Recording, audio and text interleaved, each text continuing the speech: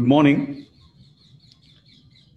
all the delegates who have joined for this web-based conference on data science and biosciences. So it's my greetings to all of you. And on behalf of IIT Jodhpur, I welcome you all to this web conference. I think the topic which has been chosen is very relevant and extremely important. Data science actually has the potential to revolutionize healthcare and can respond to the increasing volume and complexity of biomedical and bioinformatics data.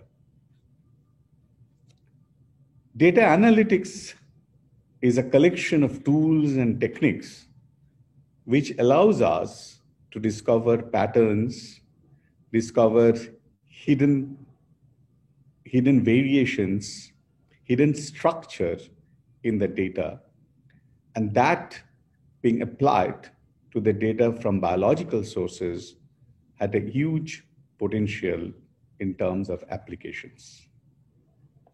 Data science actually brings in a significant cost advantage, enhances performance of decision making, and creates new processes and products to meet the need of the end users and stakeholders.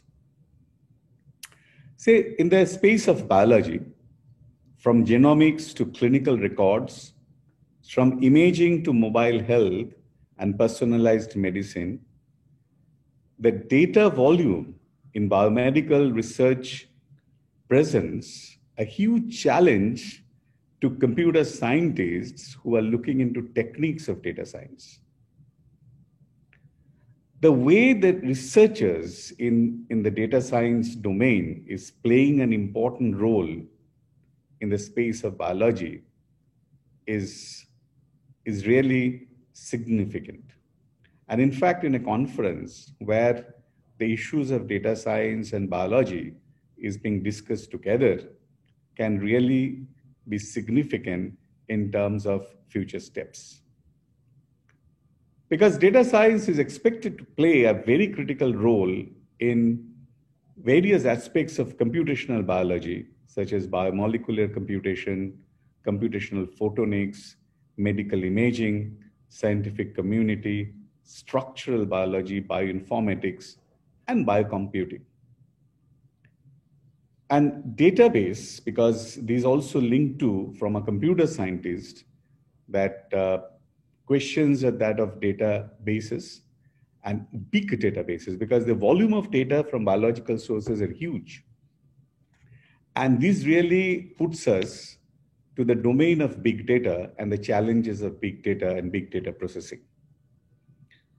So the other important issue which comes in linked with data science in this context is that of scientific visualization. The data that we are collecting and data that we are analyzing to discover pattern, until and unless we can construct visual representation of that data, this whole acceptability of the results that data science is producing becomes always a question. See, the other very important thing is to be addressed with reference to the data science today is the majority of the techniques of data science is actually based on machine learning. And deep learning has actually leading to a variety of new possibilities in this domain of data science. But deep learning is in some sense a black box. And if we consider the traditional machine learning techniques and very simple classifier, say nearest neighbor classifier, then you can actually explain why the classification system or algorithm is given an answer for a query. But when it comes to a deep learning, it's actually that of learning a black box, okay?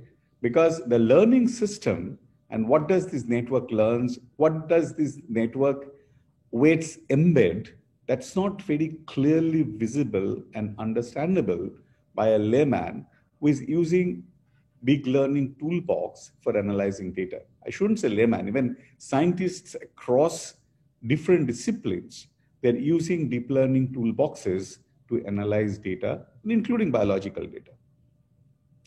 And the question which comes up is the result which these deep learning systems are producing, are they reliable? Are they explainable? Because until and unless there is an explanation, you cannot really use the outcome of these kind of a black box based systems for applications like healthcare. Because no regulatory authority would accept a black box driven decision.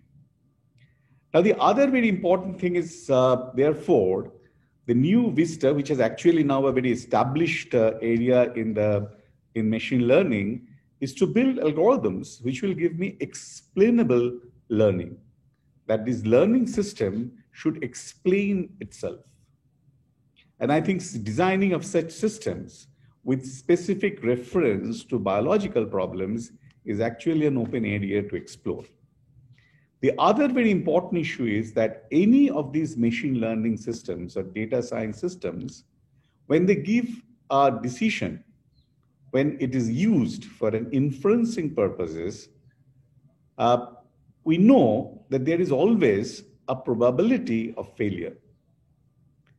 Now, when we actually train a learning system, because these are very critical problems when we talk in terms of using learning and data science for domains like biology, when we train, we know that we are training on a known data set, and with the known data set, maybe a machine learning algorithm produces a result with, say, 98% accuracy.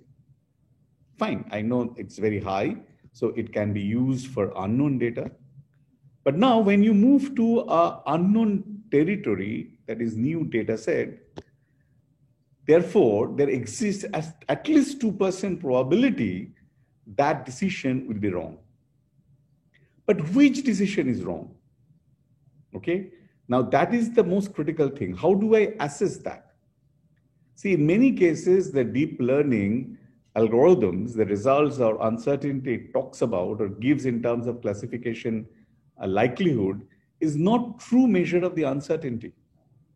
Because try to understand that you have trained a deep learning model or any of the machine learning models for a given distribution, and it's actually learning the characteristics of the distribution.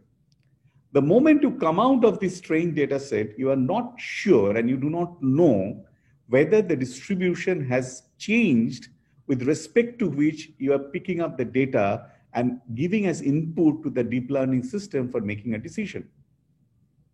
So if the distribution has drifted substantially, then your result will be completely different. And even the likelihood score which the deep learning system is producing is not a valid likelihood score, because that likelihood was respect to a distribution, and now you have picked up a sample from a different distribution altogether. Now, this becomes a very interesting and significant problem to actually have a true probabilistic estimate of the correctness of a decision or inference by a deep learning system. And truly speaking, this whole likelihood measure has to be derived from maybe all possible architectures of deep learning, because when you actually train deep learning, the meta parameters are set experimentally. That means how many layers you're using, how many nodes in each layer you will be using. These are all meta parameters, and that you set up with respect to one particular architecture which we have found optimal for given result for a training data. But if you're talking about distribution distinct from training data, then the architecture itself has to be different. Now, if I have to estimate a likelihood of a decision, I should have an estimation method over all possible architectural variation of the network or the system that I'm using for making an inference.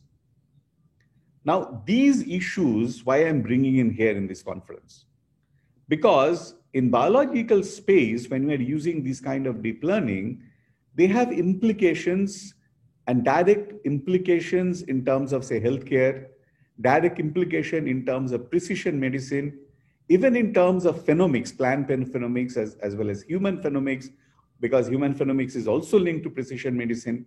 In all these cases, the proper likelihood assessment is extremely important, where you can use data science results with sufficient reliability. So what we are talking about today is actually dependable data science. And dependable data science for biological systems is critical. In fact, my area of research is primarily medical imaging, has been medical imaging. And in the medical imaging, when I'm making a diagnostic decision, without a reliability of that decision, I cannot provide that decision in an automated system. So at the best, without that reliability estimate being available, my data science system based on medical imaging can simply augment the human decision-making process and can never replace a human decision-making process. In fact, that's also true for a variety of applications that we look at. And the other very important and interesting thing which is coming up with the deep learning being there is in the space of your computational synthetic biology. In fact, the generative models. So see, most of the cases, data science really, which has been more popular, primarily works with a discriminative model, where we actually talk in terms of distinguishing between the things, okay? Because given a distribution, whether an element belongs to the distribution or it doesn't belong to the distribution, or can we discover a set of distributions with respect to which we can discriminate the data which is available with us. But the next generation thing, where we want to synthesize new knowledge out of what we already have, there the generative models are most critical. And in the deep learning framework, very powerful generative techniques have been developed, and which actually, I think, being used in a big way in computational synthetic biology, and where the new interventions can be designed in terms of maybe in various applications, including healthcare. So data science is very exciting component. In fact, as a data scientist also, biology is also a very exciting domain to look at. But there are various problems in the data science itself, which also requires interventions from the biological scientists, because the whole modeling in terms of explainability, whole modeling in terms of reliability of the data science processes can possibly become much better with close collaboration between data scientists and domain experts, in this case, biological scientists. I think this conference would provide an opportunity for this dialogue, because such dialogues can only enable creation of new knowledge in these interdisciplinary areas. And today, the entire progress of science is primarily through interdisciplinary interaction. And I hope this conference would become a regular feature and provide a forum for dialogue between data scientists and biology scientists. Thank you.